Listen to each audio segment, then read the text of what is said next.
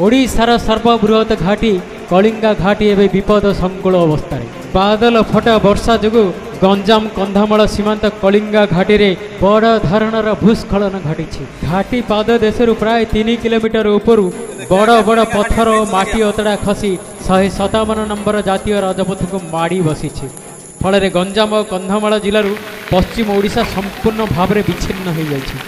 एथिसह प्रबल बेगर पहाड़र झरणा पानी सहित प्रभावित होउछि 157 नंबर जातीय राजपथ।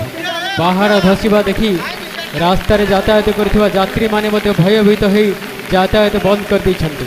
पूर्वर रास्ता प्रशस्त करबा पाई काम चलीथिला, तेबे पत्थर को पत्थर बांधी विराट बाड़ करा जायथिला।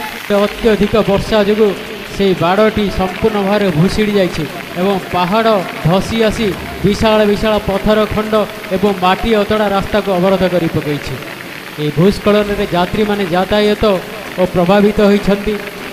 एवं प्रशासन तरफ पुनर्निर्माण आवश्यकता पड़ी जहाँकि रास्ताटी सफा हेले जानवाहन यातायात कर। हिंजिड़ी घाटू आम सांबादिक नीलाचल मुनिका रिपोर्ट ओंकार न्यूज ओडिया।